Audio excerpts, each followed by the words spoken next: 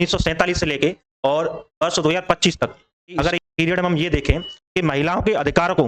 और समानताओं को दोनों चीजों के लिए उस समय इस समय सबसे बड़ा अंतर आप क्या या कोई बदलाव आपको ऐसा लगता है या कोई बड़ा परिवर्तन आपको ऐसा लगता है क्या परिवर्तन? लेकिन हम देखें सबसे पहले अगर एक एक पक्ष को मैं इसको प्रकाश डालने की कोशिश करूं तो जैसे अगर मैं सामाजिक पक्षों की बात करूं तो आजादी के समय महिलाएं जो थी भारत में उसमें से अगर हम देखें कुल रेशियो में अगर हम देखें बहुत ना के बराबर महिलाएं थी जो बाहर अपनी भूमिका को निभा रही थी। अगर हम राष्ट्रीय आंदोलन में भी बात करें तो पूरे राष्ट्रीय आंदोलन के दौरान हम देख पाते हैं कि 5-6 गिनी चुनी महिलाएं जिनके नामों से आप परिचित हैं, चाहे वो कस्तूरबा गांधी हो, चाहे सरोजिनी नायडू हो, चाहे सुचिता कृपलानी हो, ठीक है, तो ऐसे 5-6 नाम है, इंदिरा गांधी हो, कमला नेहरू हो, तो बड़े स्तर पर इन्हीं नामों से हम परिचित हैं। अगर लेकिन बाकी स्तरों पर हम देखते हैं कि कोई ऐसा बड़ा नाम हमें देखने को नहीं मिलता है। वहीं अगर हम आजादी के बाद देखते हैं तो अब आप देखिए हमारे देश को स्वतंत्र हुए 75 वर्ष से ज्यादा हो गए और इन 75 वर्षों के दौरान हमने एक अपने देश के लिए प्रधानमंत्री दे पाया है, इंदिरा गांधी जी को। दूसरा, वहीं अगर हम देखें कि 75 सालों के बाद अगर हम महिलाओं की स्थिति को और देखें तो हम देखते हैं कि सामाजिक स्तर पर